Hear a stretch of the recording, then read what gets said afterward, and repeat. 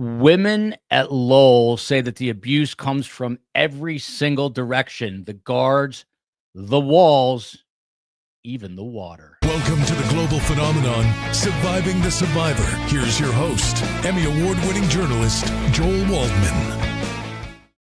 What's up, STS Nation? Welcome to Surviving the Survivor. This is the show that brings you the very best guests in all of true crime.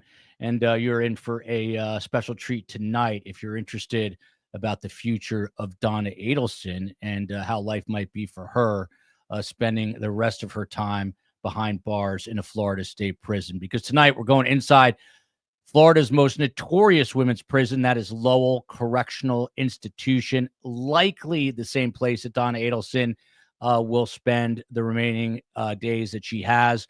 Lowell has been called a quote-unquote warehouse of women. It's been accused of rampant SA. We don't say the actual phrase here on the YouTube. As well as a bonus here, I guess. It's got contaminated, I say that sarcastically, obviously, contaminated drinking water and decades of absolute neglect. Federal investigations, lawsuits, and even viral TikToks have emerged from inside the prison. They've all pulled back the proverbial curtain on a facility that many describe as hell on earth and potentially, once again, Donna Adelson's new home. So what will await this 75-year-old when those gates slam shut? Here to break it all down, we've got an amazing panel. Janice Spears joins us. She says, who you are in the free world doesn't matter inside. You're now a warehouse number. She's a former correctional officer at Lowell. She graduated with honors from St. Leo University in criminal justice. Now volunteers with Change Comes Now. Next up, got a former inmate from Lowell Correctional, Jody Polk. She is the founder of the Legal Empowerment and Advocacy Hub, otherwise known as LEA, and the Jailhouse Lawyers Initiative, JLI, housed at the Bernstein Institute for Human Rights at NYU School of Law. She's a 2025 David Prize winner. We'll ask her what all that's about, but she's got a lot of accolades next to her name since getting out of the state penitentiary. And last, but certainly not least, we've got Dr. Ashley Nellis. She is an assistant professor at American University, which is in Washington, D.C., a great university, at the Department of Justice, Law, and Criminology. She's a leading scholar on life sentences, women serving life sentences, and aging behind bars. She has her own website, Ashley Nellis, AshleyNellis.com. And she's got a quote saying that women serving life, especially older women, experience a punishment far harsher than the sentence on paper. So, Ashley, let's just start. This is a quote of yours, I believe, if I'm correct. Donna Adelson, soon to be 76 years old. She's not yet been assigned a state prison, and we'll ask Janice about that in a minute. But when you say it's harsher for the older inmates, why so, and how harsh do you expect it to be for Donna? Sure. So thanks for having me for starters. Yeah. And for women who go to prison, well, for everybody who goes to prison, the process of aging that, everyone goes through is accelerated when they're incarcerated because the experience of incarceration is extremely harsh. The medical care that they receive in prison is substandard, and they are also at greater exposure for physical and sexual assaults, as we just heard. And so they have what we refer to as an accelerated aging process. So they're older before the rest of us, and they experience these maladies that we get, like cognitive decline and difficulty walking, difficulty hearing, difficulty seeing, all of these things much sooner. And so for women who are in prison, women who go to prison are in a prison that's designed essentially for men. And like all of the prisons in America have been designed, for men. And so they, as a woman, gets older and ages, it might be difficult for her to get up into the top bunk, to move quickly for guards, to be able to hear, and to be able to stand on concrete for hours on end if they have a job. I just realized because Abby Crossing, friend of mine, friend of the show, mentioned it. We've got 3 new best guests. That's rare. 3 amazing new best guests in one show. So welcome to one and all. As a journalist, I'm always fascinated by people like Dr. Ashley Nellis. There's literally an expert out there who studies just about everything. You talk spiders, there's someone who knows about spiders. You want to know about the way cranes work and build buildings, there's someone out there. But what got you interested in this subject of incarceration, particularly the older and aging incarcerated population? What got you into that? Sure. So I've been studying people serving life sentences for almost 20 years now, and my work on it became much more focused in actually on a Supreme Court case that was located in Florida, Graham v. Florida, for juveniles that were sentenced to life without parole. And beyond that experience of researching and supporting the case through data analysis, I started to look at different segments of the life sentence population. So I started to look at the elderly, non-homicides, people there under habitual offender laws, and women.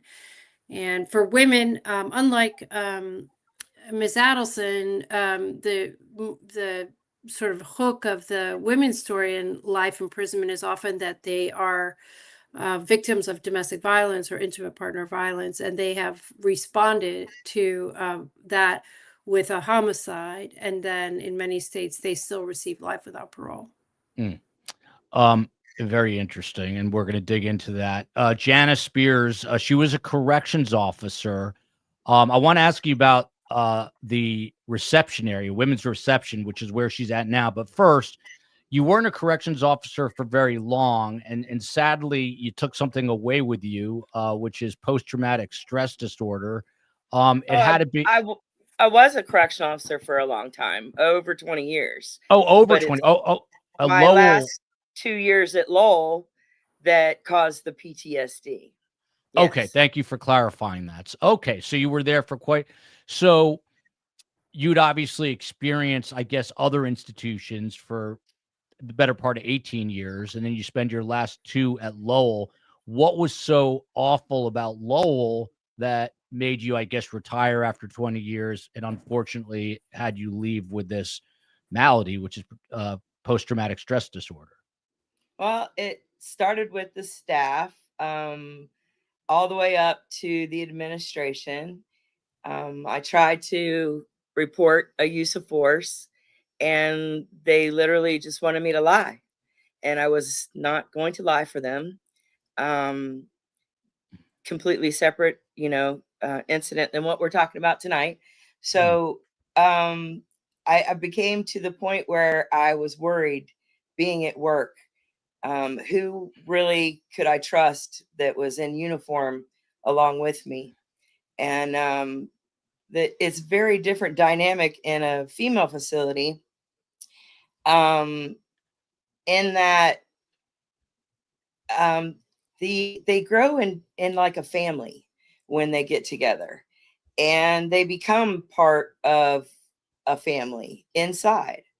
So and also, I never heard so much yelling and screaming than I did at Lowell. It seemed like every time I turned around, an officer was yelling and screaming at an inmate for no provoked reason, just because that's what we do on an everyday basis. So those are the type of things that she's going to have to deal with upon entry. Now, when she comes in, she's going to come in at Lowell Reception Center, which is across the street from Lowell Annex, but all in the same area. And you were right about the water incident. I have a loved one that has permanent problems from being there and having exposure to the water. and is now terrified, currently in another facility up north, but is terrified to drink the water there even. And all of that came from a fire school that was just down the road. Yeah, I'm gonna clarify all of that in a minute. But I heard you say early on, you were asked to lie. Obviously, I don't want you to, get yourself any more, I guess, triggered is the right word than you may already be. But are you able to expound on that at all? Was it lying about administrative stuff? Did they want you to fudge notes? Can you give us a rough idea of what they wanted me to lie about a use of force that we used on a inmate that was in confinement? Wow. And they literally had the young lady's arm outside the food flap, and there's a metal door, and they were crushing her arm in the door to try to keep her in the cell. And they didn't want this to be exposed. And utterly, the report came back that no force was used. And by then I had already resigned. Well, good for you for standing up for what is right. Jody, I guess I got to ask you, are these women who you just heard from just now speaking the truth? Is it as bad as people make it out to be? You were, for those who are just joining, Jody spent about 4 years. Before you answer that, whether it was as bad as they say, are you able to tell us what landed you inside Lowell Correctional Institute? Yes. So I was sentenced to 8 years in the Florida Department of Corrections when I was 23 back in 2007. I was sentenced for home invasion robbery, arson, grand theft auto, burglary of an unoccupied dwelling, and larceny. So it was my first incarceration, first convictions as an adult, but I did have a pretty lengthy sentence that landed me my first time in prison. Wow. So that's the first time. Is that the only time that you served hard time? Was that Lowell? Yeah. When I was a youth, I got gotten arrested, I think I was around 15. I did teen court, so nothing came on my record, but this was the only involvement that I've really had with the legal system. Wow. And now you've, I was just reading your bio, and I'm going to go back. Is it the David Prize? What is, I should probably know that, I guess, but I don't. So tell us, what is that prize that you won? A David Prize winner 2025, and you're doing all these other things. What precipitated the turnaround from criminal to having this really great career? Yes. And I also want to name, I know we normalized the word inmate, and it took a long time for me to not use the word inmate, but just have to lift it up because I'm sure other formerly incarcerated people are listening that we don't see ourselves as inmate. We were incarcerated people. I'm a formerly incarcerated person. And so while I was incarcerated, I worked in the law library, and learning the law, using the law changed my life, and it saved my life, especially being a violent offender, coming back home, having this confidence and knowledge in the law. And so I was able to create the Jailhouse Lawyers Initiative to really support other incarcerated legal advocates to see the law library as this restorative, place. And to also think about how us who have this legal knowledge and skills, how can we really bring it home to help our own communities understand how legal empowerment, human rights, participating in democracy can be a tool to prevent us from going into the legal system altogether. So I won the David Prize. For the past 7 years, I've been partnering with law schools across the country to make sure that other incarcerated law clerks have access to adequate legal education. And with the David Prize, we're expanding our work outside of prisons to build community law spaces where community paralegals and lawyers can work side by side and not just provide legal aid to communities, but actually teach the law and provide mediation skills. So learning the law inside has become this personal passion to use it at the release. Wow. But have you gotten a JD? Are you actually an attorney, or are you working on that? Is that something you want to get?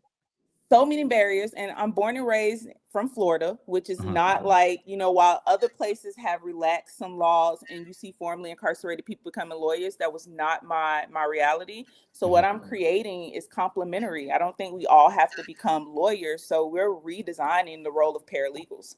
Yeah, we have enough lawyers. How about that? And I host a show with a lot of them that come on as guests, so they might get mad at me for saying that. But back to my original question. Is Lowell as bad as what has just been described? Because we're going to dig into it right after this. It's so interesting hearing both Dr. Nellis and Janice respond, because I remember being so surprised that there were women serving life and how many women were serving life sentences. But although they had, a lot of the ways Dr. Nellis described them, they were like superheroes to me. So the women with life in prison, really combated a lot of the violence. But I'll never forget, it wasn't until once I was out and I read an article by the Miami Herald about the violence in the prison that I understood just exactly what we witnessed. Because for me, school had been violent, community had been violent, like life had been so violent before prison. I didn't conceptualize it while I was there. But everything that they said was definitely on point. But I think the women really do, like Janice was saying, we build community in there and we take care of one another to really combat a lot of the violence that the institution perpetuates. Wow, this is fascinating. On the flip side of what I'm about to show you, we're going to talk about the water issue, which is pretty serious, and then get into all the other issues facing Lowell. I spent a lot of my day checking out the news, and that's why I'm so excited about this new app. Anyone who watches Surviving the Survivor knows that I've got some serious problems, and among them is the fact that I'm an absolute news junkie. From the moment I wake up until I go to bed, I am scouring the internet and social media for stories and why they're making headlines. But now I've discovered Ground News. It is an app that has completely changed my life. And that's because everything is centrally located here. So it eliminates sensory overload, no more information overload. And it also eliminates sensationalism, because here you find out who the sources are behind the stories. Also, say goodbye to those manipulative algorithms and not knowing what to trust. You all know I've been doing some stories on David, the singer linked to Celeste Rivas. Well, you can go here, plug in David. It'll pull up all the stories on it, all the various media outlets. It'll tell you which way they lean. It gives you all the information about the sources themselves. And another great feature is that there are no ads. It's all subscriber based. So subscribe to get 40% off the Vantage plan by scanning this QR code or using my link, groundnews.com/survivor. It is an amazing app, especially if you're a news junkie. So, Dr. Nellis, let me come to you. This is a really serious issue here. Back just a couple of years ago, some quote unquote forever chemicals from a nearby firefighter training college leaked into Lowell's water supply. So you've got this firefighter college. Chemicals are using, they leak into the water supply 3 times higher than state safety standards. The homeowners in this area were given bottled water, but according to a Tampa Bay Times investigation, not the prisoners. And according to this investigation, Florida knew the prison well could in fact be contaminated. So they knew what was going on. They let the women keep drinking. I mean, where's the divide here between being a criminal? And look, 99% of the people who are watching this are not fond of Donna Adelson. They don't want, not wishing great things upon her, but we live in a civilized society. How common is it, whether it's water or some other aggravating circumstance that seem to get overlooked because someone, to Jody's point, is an inmate? She calls them formerly incarcerated. They're people at the end of the day. Yeah, I mean, this current issue that has come up for the facility is just the latest example of the ways in which people who are incarcerated are viewed as sort of less than human and not worthy of getting the same level of care as people outside because of the crimes they've committed. And this goes at the heart of, the major problems with the American carceral system, in that we have judges and juries and, statutes that decide your punishment. And then when people go to the prison, depending on where they go and who's in charge, they may get added punishments on top of that were not part of that original punishment. So if they're drinking contaminated water, or they're living in conditions where, there's no, air conditioning, and the temperatures inside are well over 100 degrees, to medical care. There have been lots and lots of lawsuits. The rule is that, obviously we can't have Eighth Amendment violations, but that these issues that come up with the water and medical and temperature effectively are Eighth Amendment violations, and the courts around the country have ruled on that. The most famous one of which is in California, a case called Plato, which required that the state release somewhere around 12,000 people because it was so overcrowded that medical conditions couldn't possibly be met. Wow. And I've heard that about, and we'll get into this, 75% of the facility does not have air conditioning. And we know I mean, it's October 20th today. It's sweltering. Even my 6-year-old son, who was at soccer just now, had to sit down. He was winded, and the kid can go for days. But you're seeing a map of exactly where this is. We're going to get back to this water issue in just one second. But Janice, and I'll have Jody weigh in as well. Right now, Donna is sort of this free-floating entity. She's at the Women's Reception Center. Can you explain, Janice, the process? She has not been assigned an actual prison. This is likely one of the prisons that she will go to because of, the fact that it is maximum security and she is in for a murder. But there are other possibilities as well. But what happens during this reception period that can last up to 2 to 4 weeks? Well, the first thing they're going to do is collect a lot of information from her. Her medical information, her case information. She's going to see medical personnel. She's going to see her classification personnel. She's going to get all new clothes. Well, maybe new. Let's say not really. They're recycled clothes that have been cleaned. And what is that going to consist of? I assume like 1 or 2 prison jumpsuits, a sweatshirt. What does she get?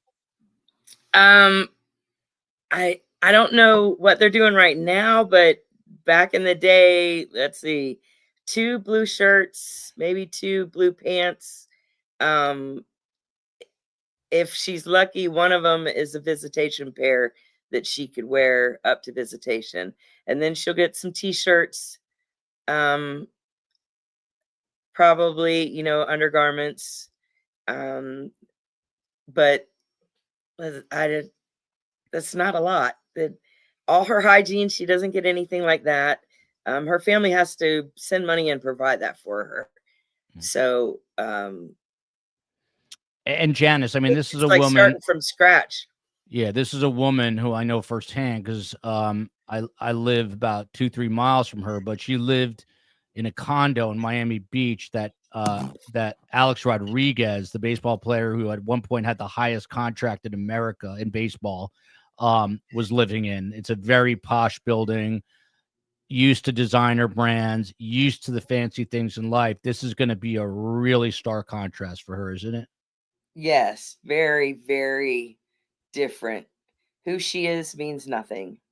Who she was in the free world means nothing. She is now incarcerated. She is now a number to the Department of Corrections. And all the necessities that you need in life, you have to ask to get or get a privilege to get them based on your behavior. So all those things, no more designer or anything. You can't even turn on your own light. That doesn't happen. So using the bathroom by yourself, forget that. That's not going to happen. There's so many individual rights that are taken from them. There's no time alone. You can forget that. Well, let me ask you this. Are they going to be in like a pod or with a lot of other inmates? Is that how she will be set up? Or because I know at least from what I've seen on the male side, they're putting the cells where they've got a toilet in the cell, but is it not set up that way? It's either a 2-person cell, and and sometimes with overcrowding, they have to make that more than 2 people, with a bathroom in there. A shower on the outside that everyone communitively uses. There might, if that's the case, there's probably 4 showers. If they're lucky, all 4 of them running at the same time, and one not broken down. Or she's going to be an open bay dormitory like you see in this picture on the top right-hand side. And that is, I believe, anywhere up to 48 women in an open bay area, and they have the community bathroom and day room that they utilize. We'll circle back. I have a bazillion questions. STS Nation knows that one of my biggest anxieties, fears in life is prison. Hope I never end up there because I won't do very well. I'll be crying for Jody's help. But how Jody used her past here, by the way, to fuel something better is absolutely admirable. I would agree. Jody, what about your perspective on the intake process? I assume all inmates do this. So when you first got arrested and you were sentenced and you knew you were going away, what was that process like where you're kind of like this vagrant? You're kind of like you're no man's land. You're at the reception area, but you don't really know where you're headed. Tell us about that. And the people you meet are not going to be the people that you're with. So what is that whole experience like? And it's so interesting because for me, I had this narrative of what prison was. And like, you're sentenced and there's this process before you go from pre-trial, from the county to prison. So people are getting you ready, like telling you what to expect, giving you the ins and outs. There's even this kind of narrative of like, it's going to be a little bit better because you're going to see the grass. You're going to get a Walkman, like really comparing it to how better it is than county. And I'll never forget, like I had set me up a little crew. I had an idea. So I had recruited other 2 girls that were going to prison. And I was like, okay, I accept this. It's going to be the school of hard knocks. Like I'm going to go in, I'm going to turn this in, I'm going to come home. I'm going to be a queen pin. I'm going to be honest. That's how I was thinking at the time. And so they wake you up in the middle of the night. You never know where you're going to go. They wake you up in the middle of the night. They put you on this bus. They get you there. And it was just like Janice said, you come in and the officers, I'll never forget, was just so freaking nasty. They strip you of all your clothing. You're in like, it felt like a warehouse. At the time, Annex was the reception center. I helped open up the new reception center and it's a lot cleaner and new than where we were. But this bus just drops you off in a warehouse.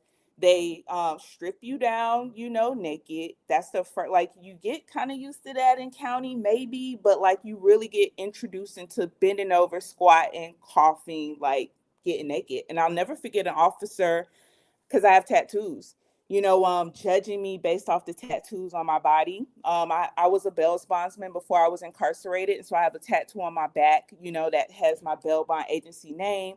They told me that, I was one of the most cricket people, ever because I was a bail bondsman. They even told me I had lawnmower legs.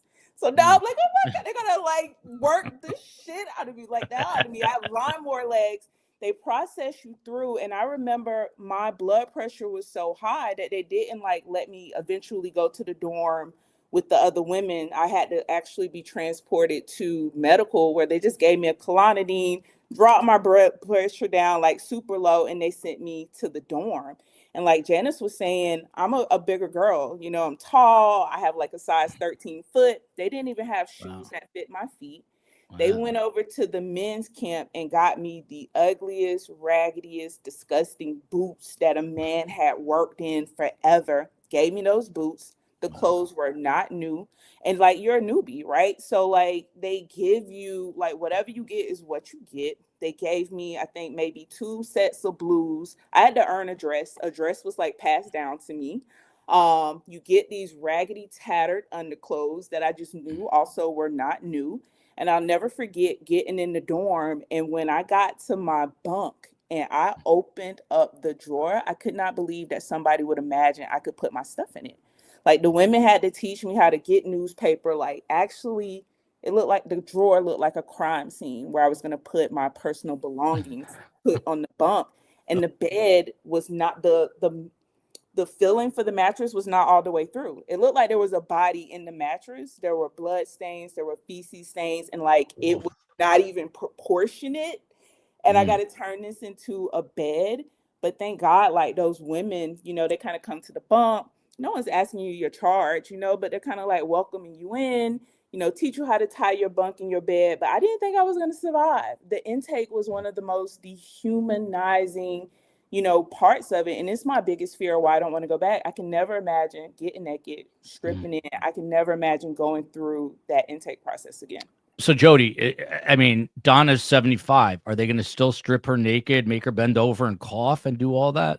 We're all in the line together. And, my brothers are all formerly incarcerated, and the way they do the men, same thing. Like they're like back to butt, but like you all go through the process. And I was even thinking, Janice, when you were talking, oftentimes like what our gifts as a women is like, I can soften myself, to be kind. I can smile. You can do things to kind of humble yourself to get a certain reaction, but those things are used against you. Your age, you might be having a hard time. You're struggling. You're sad. You're distressed. Like you have emotion. That shit can really target you. Yeah. By the way, I was just, like I said, at soccer practice, and one of the dads who works in finance says, does it ever get to you that you're hearing all these crazy stories? I'm like, no, I'm used to it. But now tonight, I'm starting to feel it. These are probably the worst so far prison stories I've heard. Question, real quick one for Jody here. Is the flag wall hanging behind Jody an Ethiopian Lion of Judah flag that represents African heritage? I'm guessing here. Is that what that is? That is the lion from the tribe of Judah. You know what's awesome? My son's name is Judah. That's why I had to ask that question. So I'm going to show that. Judah, right? And yeah. So learned that too. I was incarcerated. So that came with me. The Lion of Judah. Look at that. Full circle here. So back to Dr. Ashley Nellis here. So on this water issue, so these firefighters, they've got to train in college. Their whatever chemicals are using seeps into the water supply.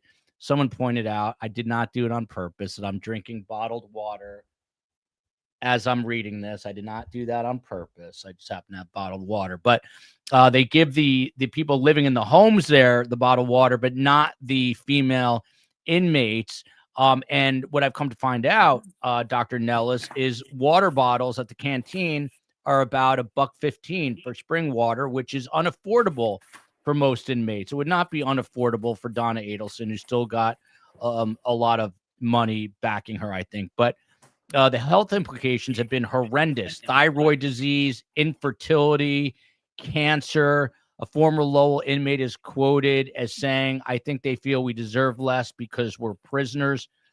I mean, again, lawsuits have been filed, but it seems like nothing has happened. And I don't just mean with the water issue in Florida. It just seems like there's lawsuit after lawsuit filed against a lot of these correctional institutions. Is anything working from a legal perspective? Like what will work if you want more humane conditions for these human beings? Well, I think the issue with Lowell is that a lot of the abuse and mistreatment is coming from the inside. And so it's really supported by leadership and by people feeling threatened and not like they can, call out when abuses are happening. I have a colleague who is a former correctional officer and has a book coming out that is about this idea of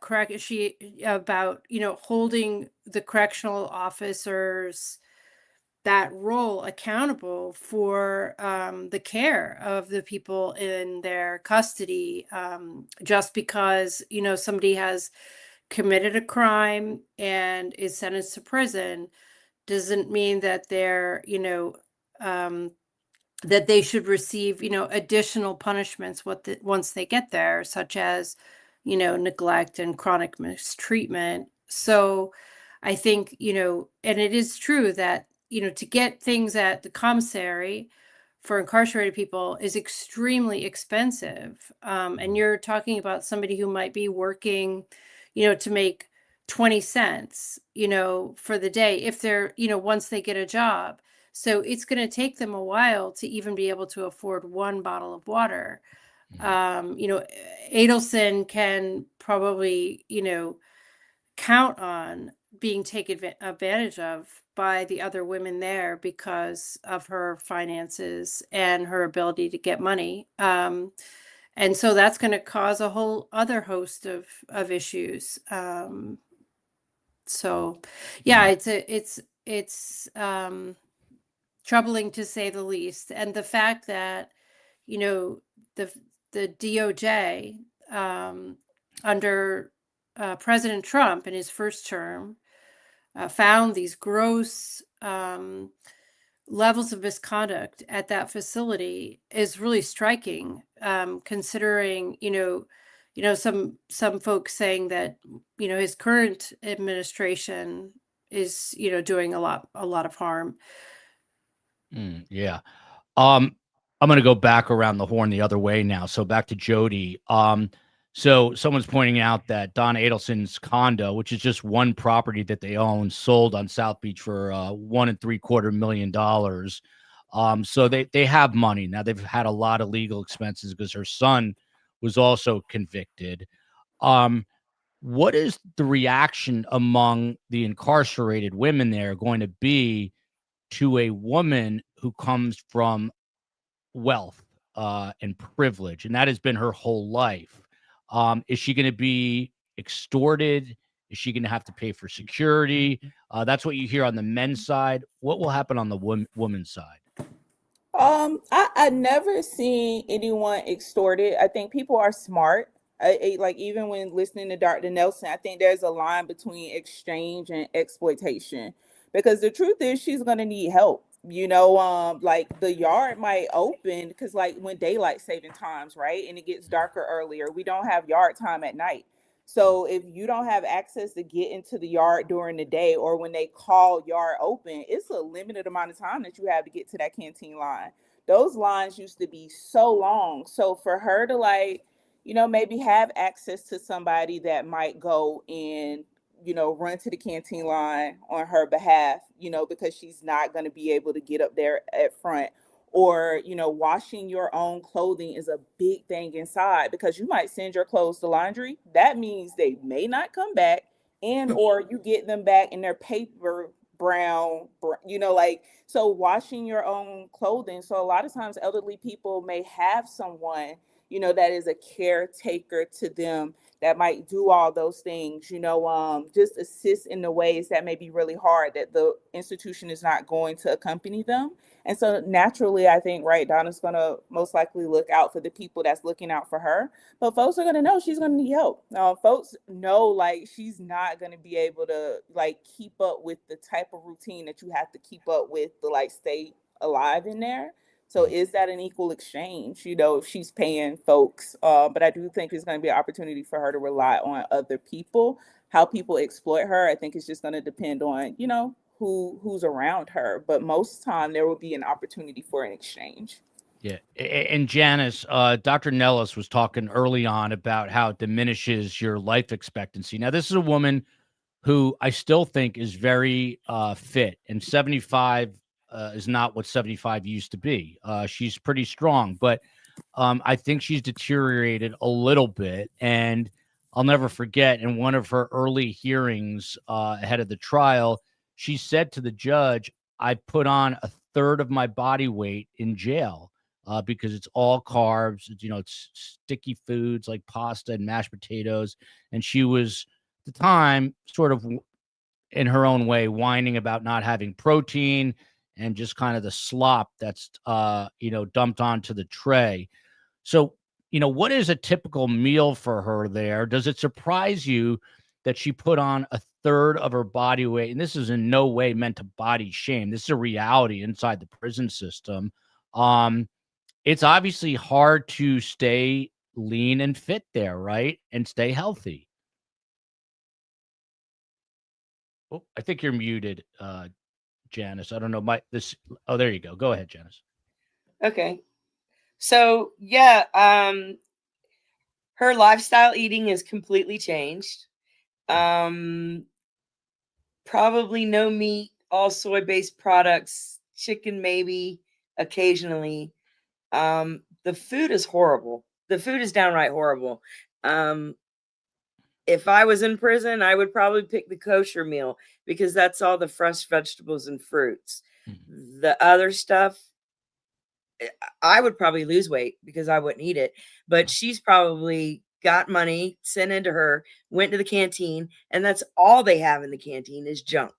That's all of it, completely processed food junk. And there's probably where her gains. How do you get kosher food? Like, can anyone ask for kosher food? No, you have to be claimed Jewish. Okay. Right? You have She to is. follow the Jewish ways, but yeah, it might be doing her a little better, but okay, so let's say she's a little older and she's not able to digest the raw vegetables. Now she has to go on a special diet. Well, that's a big stink. Going to medical, getting them to approve it, then getting up there to get your diet meal, whether you're going to get the actual diet meal or not. It's just crazy the amount of medical care that she'll receive. Let's say she were to have a stroke and she is rehabilitating from a stroke. There's no help for that. They stick you in a infirmary with a bunch of other women, and you're lucky if they come to see if you're breathing. So there's that. They have the officers walking around, but obviously it's happened time and time again that women were found in the facility no longer with us, and no one knew for hours. Wow. So everything that she is accustomed to, going to the doctor, being seen when she's sick, being seen now means filling out a piece of paper and waiting for a list to come out for them to say whether she could see someone or not. And then when she gets there, they might take her complaint and her temperature and then put her up for a follow-up or give her some medication, maybe, to which she has to pay for too. It just all adds up. It's just not, we're not taking care of the people incarcerated inside. We're doing the bare minimum, and they're running out of tax dollars. There's so many people in there. We don't have the money. They just, in Florida alone this year, they're arguing about the budget for the Department of Corrections, and they're still complaining they don't have enough people working there. And the people they are bringing in are 18 and 19, 20-year-old children that have no idea what the heck they have walked into and who they are speaking to in that incarcerated person's uniform. They have no idea, and they talk to them like trash, like they would any person they didn't care about on the street. And you just can't do that. You have to be a little bit more professional in your demeanor. You've got to treat them with respect, right? I mean, it's all about respect. Well, you can go around commanding respect all day long, but I've always said you don't demand respect, you command it in the way that you act every day. Well put. And when they know that you're by the book and you are going to act the same way every day, day in and day out, then they know what to expect, and they know what their level of stuff that they could get away with, because they're always going to be getting away with something. Yeah. It's always something because they have nothing. By the way, we're good. Yeah. Go ahead. Go ahead. No, go ahead. Sanitary napkins. I've seen girls take the little sanitary napkins that they give them, bind them with dental floss to make a tampon, because the pads aren't enough to hold their menstrual period. This is very unhealthy. And the sad reality. There was a comment, Dr. Nellis, that along the lines of prisoners, here we go, right here from Sandy Baker, prisoners are not supposed to be comfortable. Is that, I don't know, is that the idea? Is that the edict that was put out when correctional systems were being built in this country? I mean, is that really what we want? Are prisoners supposed to be uncomfortable? I mean, our history of prisons has been all over the place. When we first started prisons in the U.S., they started in Pennsylvania with this idea of a solitary confinement being a place for silent meditation and reformation, and like being a time to like commune with God. So you can see where we've really gone very far differently from that, and the way that we use solitary now. I disagree that prisons, need to be uncomfortable to get the message across. I think, there's a real misunderstanding of what is happening in prisons, and that, if we really do want people to be reformed and rehabilitated, um, terrorizing and brutalizing and making it inhumane there's no evidence that that works. And so it doesn't have to be, deliberately uncomfortable. Yeah. What about this comment, Jody? Tracy Smith, I've heard it takes 2 years to adapt or you lose your mind. Have you seen, my dad, may he rest in peace, was a psychiatrist, and he was a different sort of psychiatrist, but he didn't believe in quote unquote nervous breakdowns. He felt everything in life was ultimately a choice. But have you seen, with that said, have you seen inmates just completely lose it, where they mentally can't handle being in there and just either freak out or have a breakdown, for lack of a better phrase? Yeah. I also, because I noticed that comment that Tracy had put there.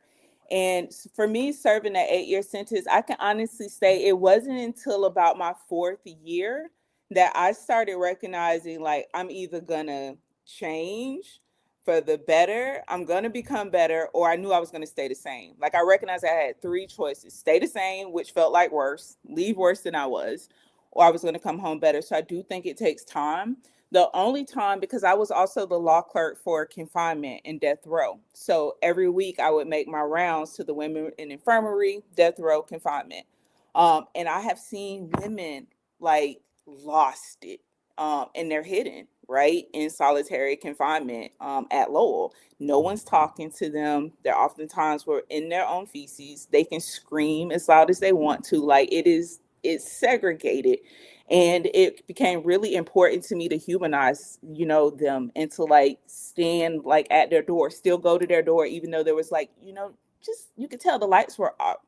And there were times where like going to the door after so long, like women would come to the door and they would talk to me and try to tell me like what happened to them, or like tell me what was going on in the inside. But I have completely seen women disconnected from reality in close confinement while incarcerated. I think we have some, as they say in the biz, B-roll of the prison. I'm going to hit this and see what happens here. Hopefully the computer does. So this is B-roll of Lowell here. And again, it is not completely determined that she's going to be here. And by the way, Katie McBanawa is here, and they asked to separate them. So that's one consideration. She was the middle woman in all this. And then the other consideration is she asked to be closer to Florida. Janice, do you happen to know if there is a women's facility that meets the needs she has to meet that is closer to Miami, or most of them further north? Oh, I think let me unmute you there. Hang on a sec. Go ahead, Janice. I believe Homestead is down there. Jody, am I right? Yeah. Well, I know Homestead. Homestead is south of Miami, so that could very That's well. as close as she's going to get. There's not a lot of women's facilities. And there you see it, Lowell Correctional Institution. We never walk alone. Yeah, but sometimes you're in the shoe alone. One of the things that caught my attention, Jody, that and Janice, I'm going to keep you muted. I think the COE was doing that just because of a little audio glitch, and I'll unmute you. But Jody, Dr. Nellis said it kind of in passing at the very beginning. Yeah. Can you hear me, Jody? Jody? I think Jody may have lost me. Are you guys hearing me, Janice? Are you hearing me? I can hear you. Okay, you guys are hearing me. So hopefully Jody will get back on here. But Janice, one of the things that Dr. Nellis said at the beginning really kind of caught my attention, and she was saying how some of the elderly incarcerated, they're going to have trouble with very basic things like hopping onto, the top bunk, moving quickly when the COs are saying, let's go, let's get into the next whatever. Sounds simple. It sounds a little obvious, but what's going to happen with Donna Adelson if they give her a top bunk and that she has a really difficult time getting up there? She's going to have to get on the top bunk unless she has a low bunk pass. They will make her do that. There's a lot of things they make the elderly do. We can go back to Cher Weimar. They were making her clean a toilet, and she had some physical limitations, and told them she couldn't do anymore, and that just wasn't good enough. They made her a quadriplegic after that incident, and she's no longer with us. Tell me what happened there. This is a story that I was reading about. It's an inmate that was beaten so badly she ended up a quadriplegic. But what's the backstory? She was supposed to be cleaning a toilet. She cleaned several. She was having some problems with her physical health. She explained that to the officer. That wasn't good enough for the officer. So the lieutenant and some other staff came down, or I think a captain. Anyway, the administrative staff, the security staff came down and got her, and in the process threw her into a brick wall, and it broke her neck. And she ended up going through a process of getting her legal everything legally paid for and her medical paid for. And they gave her money, but money she could only use whatever Medicare and Medicaid didn't pay, because ultimately it was a fight for her to even be released from prison.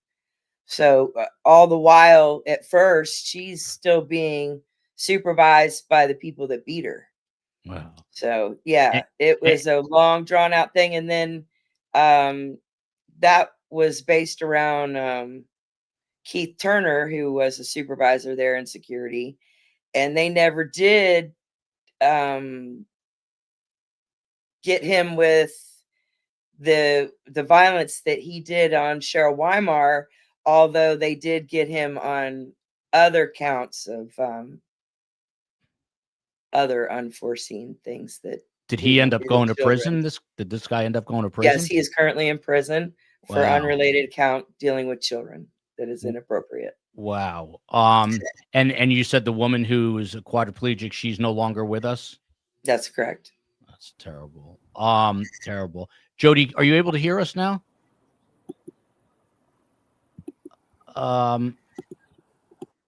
CO, obviously that is a no. But COE, if you can message her to maybe go out and come back in. Dr. Nellis, to you, one of the other issues I have highlighted here is just these ongoing sexual abuse issues, claims going on. This is broader now amongst women's correctional institutions, that the DOJ found the SA, that's the term we use on YouTube, of women prisoners by Lowell staff is severe and prevalent. Women placed in segregation for reporting abuse, losing programs, visits, and property. The bottom line here is that there is rampant SA going on at Lowell, that this is now a Department of Justice investigation. I don't know if this is what you're talking about related to the Trump DOJ the first time around, but what can you tell us about this? Yeah, that is what I was referring to, that their report came out in January, I think, of 2020 on Lowell and the amount of abuse that women were encountering there. And, Lowell is the largest women's prison in the United States, and it has, quite a bit of history. It's very old. It's built in the 50s. So that means the surveillance on it is not like facilities today that are built more recently, where everything can be seen from every angle. But So it allows for things to just go without being witnessed. And the kinds of attacks that are described in that DOJ report are really, really tragic. But they, that facility is not alone in having that kind of, experience for women. The United States Department of Justice created something called the Prison Rape Elimination Act, and that is supposed to protect all people, incarcerated people, against being sexually assaulted, being harassed, getting into any kind of correctional officer and incarcerated person relationship. So there's a lot of federal laws that are supposed to, protect people from assault. But, they have to be, of course, respected from those that are running the facilities on the inside. And that's where the problems arise, is when there isn't any sort of obedience from the inside. And the incarcerated people are at a huge disadvantage, of course. If they do report, they might get thrown into the hole. Jody, just checking if you can hear us now. Yes, don't know what happened, but I can hear you. Okay, great. Yeah, I just wanted to follow up on one of the things that Janice just commented on, but Dr. Nellis said it earlier on, which is, it's small, but it's huge. As you get older, and Donna's 75 going on 76 very soon, just being able to hop onto a top bunk, being able to keep up with the CO's directions to move quickly, yard time. These things get very, very difficult as you age. I have a mother, thank God, who is still with us, 86, but I've got to hoist her into my Ford Bronco, and she screams at me for getting a Ford Bronco, but I should have thought that out a little bit better, maybe. But what's it like for these older inmates trying to keep up with and you were a young kid when you were in? They really heavily, relied on younger folks to help them out. Again, I didn't have a family that could support me, with money on the inside. So I did depend on a lot of women, in relationship that looked out. But, you might run to the beginning of the line and hold a space for her because she can't, make it out. Or, we find ways to support each other with getting, each other's needs met. So you have to rely on other people. Oftentimes programs are, limited to how many people can sign up, who can get there first, especially like holidays. If something is going on at the chapel, they may just announce it on the yard, movie playing, or, this program is happening and you got a bucket, get there, and get prepared and get there. And so you really do have to depend on others to help navigate. But I will say, I saw that at Lowell. There were a lot of young girls that were incarcerated, and we do make community. We do make families. So you oftentimes never seen someone that was alone, kind of managing it on their own. They would have a prison mom, or a prison daughter, or community wrapped around them. And I'm speaking to the prison daughter and the prison mom. I've heard that, at least on the female side of incarceration, that generally the older women are respected. There's just an inherent respect towards the older women. It doesn't matter, the crime they committed. Whereas, I'm just throwing this example. If you're 80-year-old pedophile and they find out that you were doing things to little kids in a male prison, they're going to try to hurt you, right? But what is that difference on the female side with an older inmate? Are they generally kind of grandmothered in? Do they get that respect just because of their age? Oftentimes do, because you're going to come in and people that are relatable to you are going to figure you out, and you're going to kind of find yourself right in the group that you're supposed to be a part of, but it is very familiar. So folks are going to treat, folks in age like I treat my grandmother. Young girls coming in, you're going to kind of see them as like the young girl in you, to mentor them. So there is this level of respect. And the one thing I will say is, you got to think about it, Lowell is a maximum camp. So even when I left there and they sent me away in the middle of the night to Gaston, like almost 5 hours away. I put in a good adjustment transfer, even though I knew it was considered one of the worst, but it was closest to my family. But like you have most of the women there serving life sentences. They're accused of or have committed a heinous crime. So like they stabilize that environment because it really belongs to the women whose home it is. You may see a few folks come through and you can tell like, okay, those are short timers.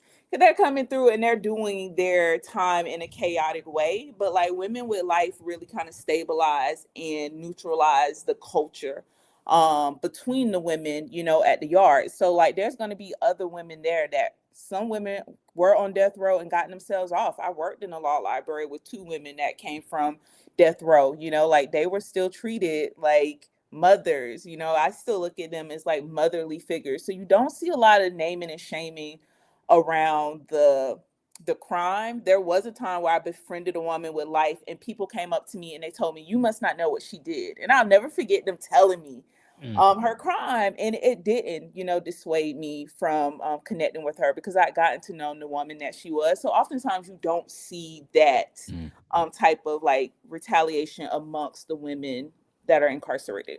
Yeah, and just to follow that up. So for you, it was, I think you said, an 8-year sentence.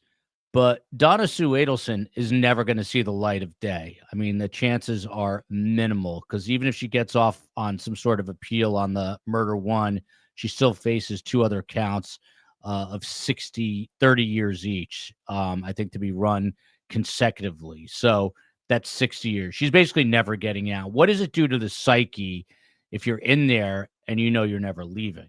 You had that light at the end of the tunnel. And I'm just saying, I can't speak for everyone, but my work is so heavily influenced on people with life sentences. Those were the people that mentored me.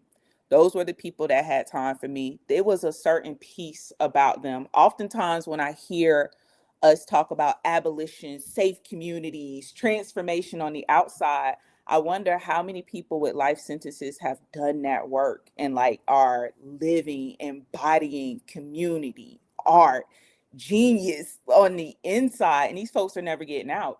Even at my organization, majority of our incarcerated members are people with life sentences, no type of litigation in the court, and yet they're writing to us weekly looking for resources, looking for relationships to help their incarcerated peers who are getting out.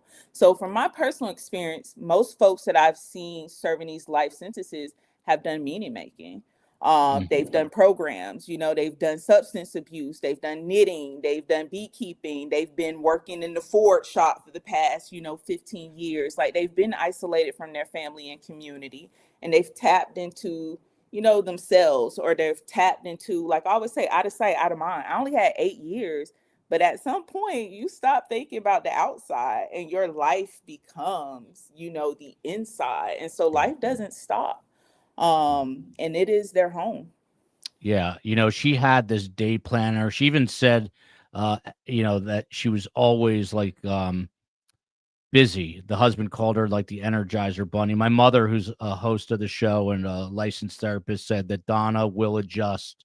She'll keep herself busy. She'll have a planner. She'll boss people around, not in a negative way, I guess, maybe in a negative way, but she'll be able to run things and have a life. We'll see if that happens or not. But Janice, so back to the essay, the sexual abuse here. The Tampa Bay Times did a story on this, and then in 2022, the Florida Phoenix followed up. Basically, advocates said nothing had changed. The quote was, there are still instances of SA. They're turning their heads. That's from a former inmate volunteer. There's staff shortages, poor training. So, I mean, in your time there, would you see sexual abuse against female inmates? I assume it's just part of the culture there. Yep, let me unmute you. I'm sorry, that's my fault. Go ahead there. Go ahead, Janice. Did I see it firsthand? No. Did I know it was happening? Yes. And are these male guards or are these female guards? Male, female, it doesn't matter. It doesn't matter. It could start off as they they are bringing them in something, and that's what they're going to give them to have sex with them. It could be that they have a completely different inmate that hooks them up with the person that they're supposed to be having sex with, but they are going to bring in something for it. They are going to do something for that inmate for it. And here comes the corruption. At no point in time are you supposed to have any type of physical relationship with an inmate. You are an officer. You are the one it's supposed to be holding up the law. So automatically, if you touch them inappropriately, you're in the wrong, no matter what. And once they start, they can't stop. Because if they stop having a relationship with an inmate, the inmate is going to blackmail them to continue to have the relationship, or someone else is going to try to blackmail them, or a plethora of things could happen. There's so much that could happen, but it's a complex situation. There are inmates that use that to their advantage, and then there are inmates that are used to perform SA, and they are a complete victim. Some of them are, they're always the victim because you're not the one supposed to be messing with them. Period. Janice, what can I ask you, what's the worst, if you're willing to share, what's the worst thing that you saw in your tenure as a corrections officer? Is there one thing? I think the worst thing I saw was one of the first days that I got there. A female walked down the center walk, cut her arms long ways, and screamed at another officer that was there, "Look what you made me do. Look what you made me do." And it wasn't months after that, we had another lady do what they call joker spile another inmate. Cut her from here to here. They had to staple her together. That has got to be the two worst things that I think I have ever seen. But nothing about as good. And I've seen many comments that the inmates the incarcerated shouldn't have to live in luxury. They do not. They do not live in luxury. Matter of fact, there are times where I'd go down to do searches in their living area, and I was so hot after searching just one area that I was feeling sick. That's how hot it is in there. There are nights where they're sleeping on the concrete because it is so hot. They can't stand it. That's just inhumane. We live in Florida. It is hot here. It is very hot. Majority of the time, it is extremely hot. And they can't just take a shower whenever they want. They can't turn on a fan. There's no option for that. They could sweat all night and get up in the next morning, and you can't get in the shower. You have to go work stinking unless you've cleaned off in a sink somewhere. So, it's not a luxury situation in there. People get that really messed up. In no way, shape, form is it a luxury. And in every way, they take who you are and strip you of who you think you are and tell you who you're going to be while you're there. You're going to be inmate number XYZ 1, 2, 3, 4, and you're going to do everything we tell you to do, because there's few things that you can do all on your own. Very few things. Jody can.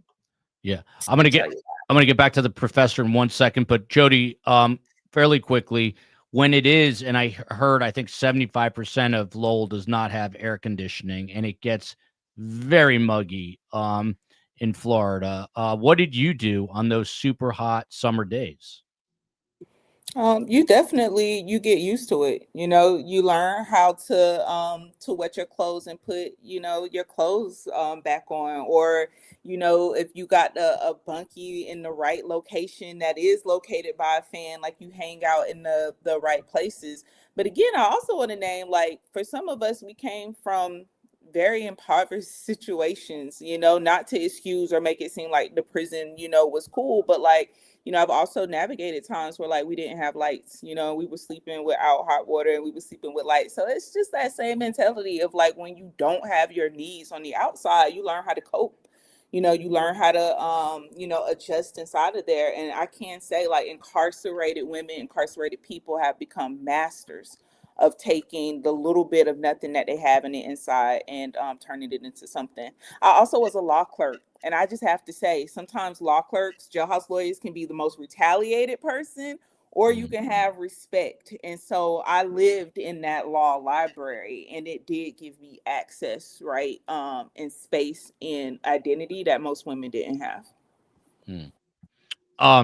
By the way, we're going to dig down further. After this show's over, I'm going to record a show with a guy named John DeBell, who was a warden in Florida at a women's prison, but he also was a CO, corrections officer at Lowell for 22 years.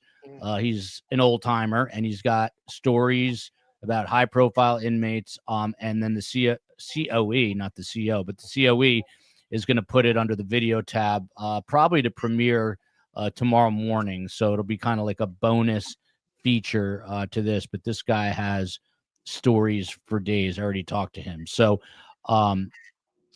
Dr. Nellis, to you, a couple other things I just want to cover.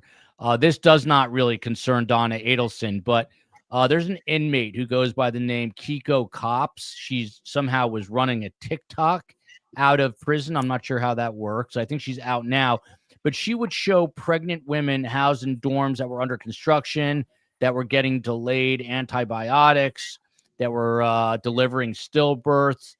She was describing weeks-long waits for medical care, saying that we are, quote unquote, sitting ducks for the next virus, referring to COVID, I believe.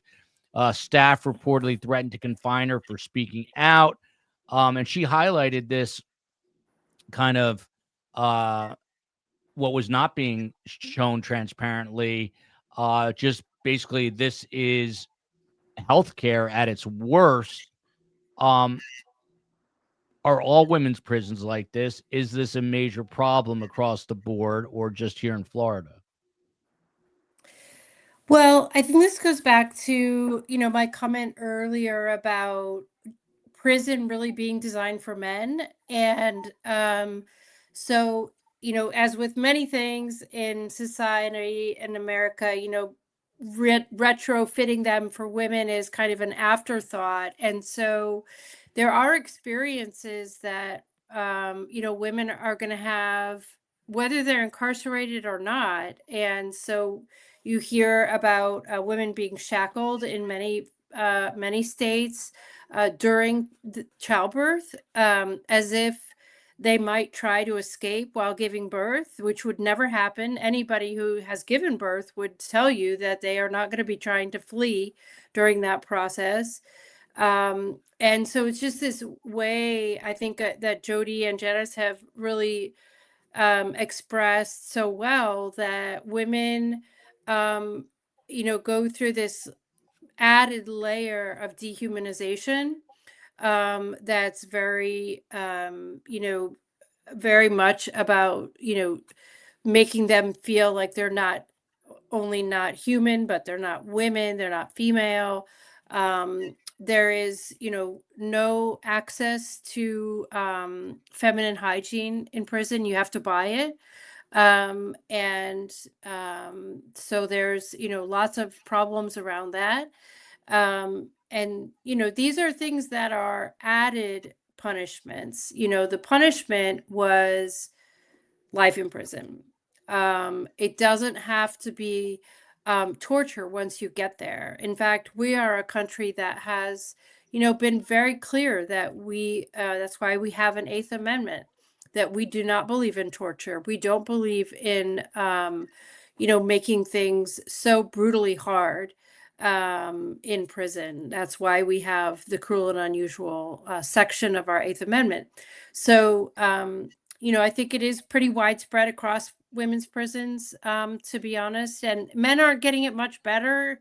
It's just that men aren't having, children and going through menstruation and all of that, or menopause and all of the stages where it's just very difficult, and it's an added pain on top of imprisonment. Jody, to you, once Donna is settled in out of the women's reception area, and if she is at Lowell or she's at whatever other state prison, tell us what a typical day will be like for Donna Adelson. From what time is she woken up until how does she go to bed at what time? Yes, so women typically we get up around, so count time and I've been out now about 10 years, but let's say if count time is like at around 6 a.m.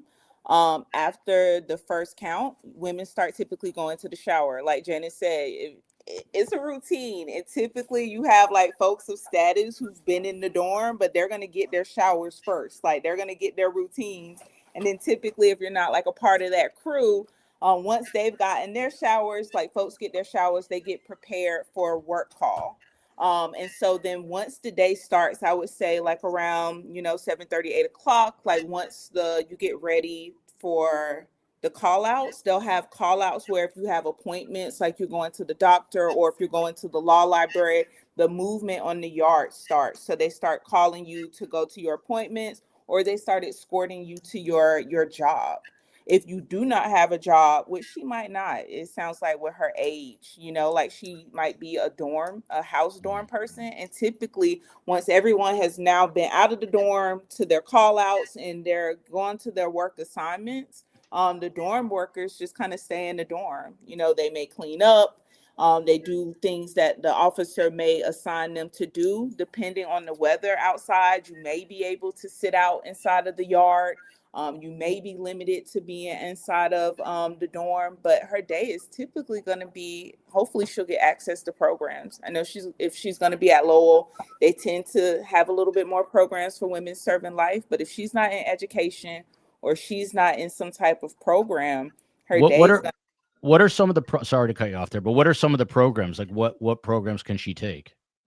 So when I was there, there's like GED programs, there's faith-based programs. Lowell did have a knitting program, like where you could kind of make arts and crafts and designs. They did have a beekeeping program when I was there. I became a certified beekeeper. They had substance abuse programs that were there, but a lot of times people will utilize chapel services and going down to the chapel and doing some type of faith-based, or you can also sign up to go to the library as well. Interesting comment here. Dan Markel, who is a believer in retributive justice, would agree with what Dr. Nelly said, at least I guess parts of it. He wanted people to be able to rehabilitate. Could she teach a class if she's got a skill? I don't know what she's skilled at, but Jody, could she potentially teach? Or become a teacher. A lot of times, like people who are well educated or like we become GED teachers. We teach folks how to read. Also, we see a lot of folks doing things informally. Holding classes right in the yard or holding classes in the dorm, or if she has some type of knowledge, sometimes folks can gravitate. I identified women that came from, backgrounds or like prominent, experiences, and like I would talk to those women and have conversations. So I think there's so many ways to teach inside, but if she does have a skill, especially if it's related to education and her being a long timer, there could be some opportunities for her to give back. Yeah, and Jody, people are fascinated by this. Frankie Sherratt here, paying with a super chat. Can you clarify? I thought that women did get free feminine hygiene products in prison. So what is the deal? So the deal is, and thank you so much, Janice, for naming it. You may get 4 small pads a month. You're supposed to get a bag, right? And like that, the pads are so small, they do not have wings and they don't give you options. So like for me, I would have to put 3 of them together to make a pad that was fitting for my body. And so they don't give you enough. So women who didn't have a cycle would like volunteer every month to go up to the window to get their allotted amount of pads to give to me, which could be contraband if they caught me with more than the allotted pads, right, that you're supposed to have, or razors, which a woman's supposed to get a razor once a month and shave, and we turn it in and give it back. Or there's been times where the officers wouldn't give us toilet paper. If they were in the mood, they count out 4 squares and give you 4 squares. And then we have to sign up like a woman might be on her cycle or need it. So each of us are going up there to get 4 squares to give to her. So they can use our feminine projects as tools against us. They oftentimes do not give us what we need, and there's not enough to fit the diverse body types of women. Interesting. Janice, to you, and then we'll get some final thoughts. What is the toughest part of being a CO, corrections officer, in a female institution? I think for me, the toughest part of being a CO in a correctional facility for women was to see how broken the women are when they come in and how much they are continually abused while they are there. I don't know why they call it the Department of Corrections, because we're not correcting anything. We're not correcting anything. We're warehousing people. And it's hard to see these women go through these things, and you can't have an elongated conversation about whatever it is that they're going through. Try to help them out, because then everybody says you're talking to them too much. You're too familiar with them. So other than their security, that's all you're supposed to do. Their security, their safety, keep them inside the gates. So it's just sad. It's sad how much we have so many people incarcerated that, this 85% rule is ridiculous. They need to have an incentive to keep working. They need to have an incentive to keeping on, something to live for. If you have 25 years, 85% of that is like 20 some years you're spending in a facility. That's life-changing. That's life-changing. If you appreciate this content, I think this panel is one of the strongest we've had. Very insightful. Please hit that like button. Please subscribe. We've got a Patreon page, but it helps get the algorithm chugging, as my daughter says. Dr. Nellis is a professor at American University. I don't have the whole bio up right in front of me, but she looks at the corrections institutions in America, particularly on the female side. And I think it's ashleynellis.com. Is that your website? It is, yeah. Yeah, so you can check out more information at ashleynellis.com. This was really insightful.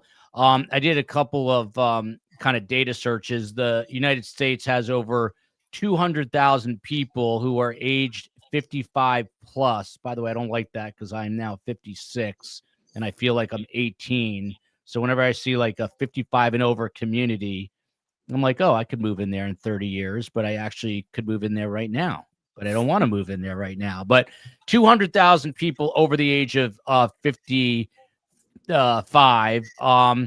And it is, some people say, I think Dr. Nellis was where I got this quote: the loss of identity and purpose is the real life sentence. I think that's a quote from you. Purpose, the loss of identity and purpose is the real life sentence. So just your final thoughts here, Dr. Nellis, on the state of the women's correctional facilities in this country, and I guess specifically in Florida.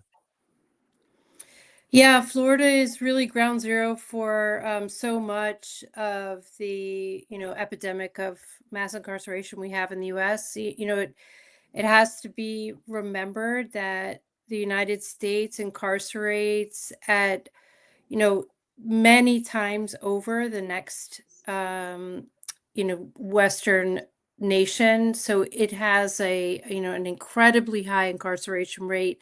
700 for every 100,000 people is in prison. In terms of lifers, 1 of every 6 people in prison today is serving a life sentence. And in Florida, there is no more parole. And so all lifers are there for the rest of their lives, which is about 11,000 people. It has the highest number of lifers in the country and the world. So, I think we're learning that we can't incarcerate our way out of crime. And that hopefully that will not be something that we return to, because those ideas have, truly been born to show that they do nothing but end lives in misery and break up families. So we could do better. A lot of other countries do better. And we could, do ourselves a good job by looking to some of these other countries like Norway and Germany and others where they are incarcerating people, but not stripping them of their humanity. And then when they come out, they're able to really return to a life that's crime free, and is thriving, like Jody. So, yeah, I'm really glad that you asked me to come here and, share it with these incredible other women.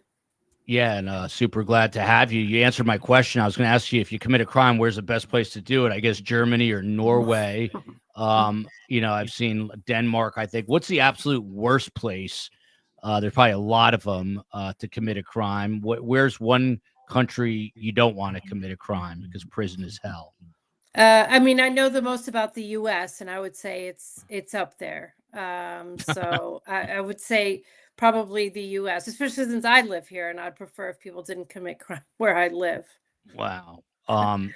That is that's saying something for the most powerful, wealthiest country in the world to have one of the worst prison systems is speaking volumes here.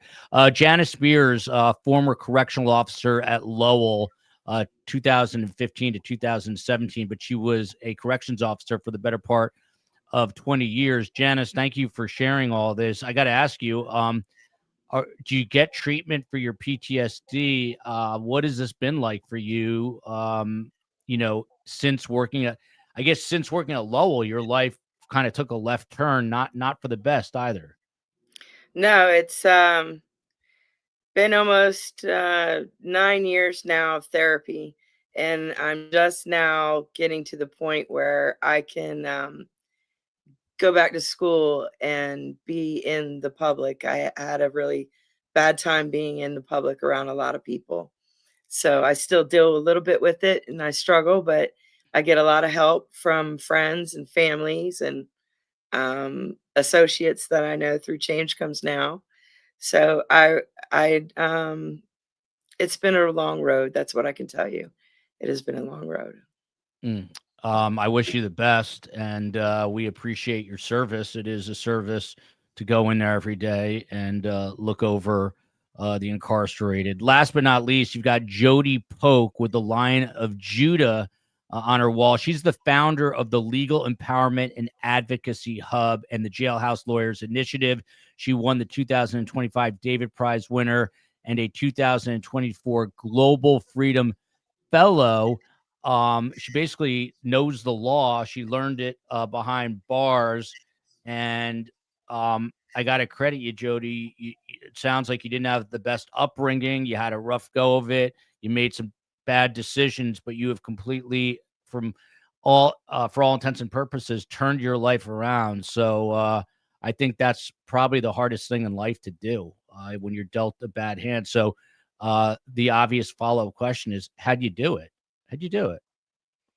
One of the things I will say is, growing up, especially in like little isolated communities in Gainesville, Florida, where you stay in your own lane, I've always tried to learn from elementary, growing up, from music, just who I was and who I was supposed to be. But all of the messaging, was like wrapped up. By the time I went to prison, I was so proud. I really thought I was going to go to prison. I was going to hook up with like criminals and I was going to come home and be a queen pin.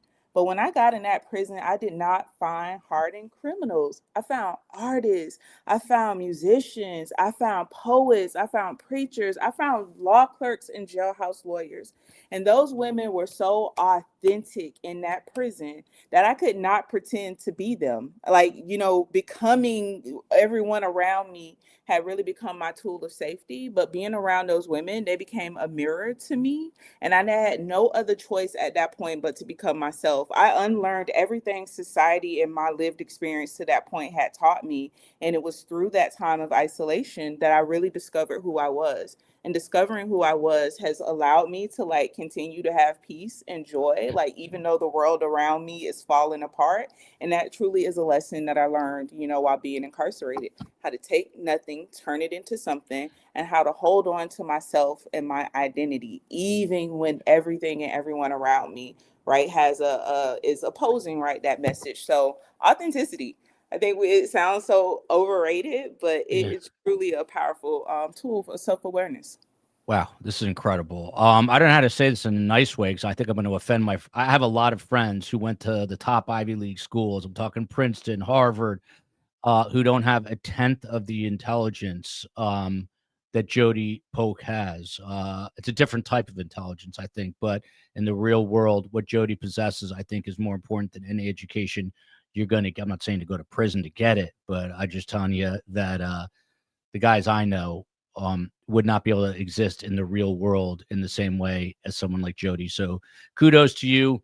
Love you, America. I'm going to interview this guy, John DeBell, and we're going to put that under the video post probably tomorrow morning. Appreciate the guests, Dr. Nellis, Jodi Polk, Janice Spears. Love you, America. Love you, New York City. Love you, Washington, D.C. Love you, Florida. And as always, justice for Dan Markel. Guests, stick around for one quick second. We're back tomorrow, I think, with an Ellen Greenberg show and a good guest.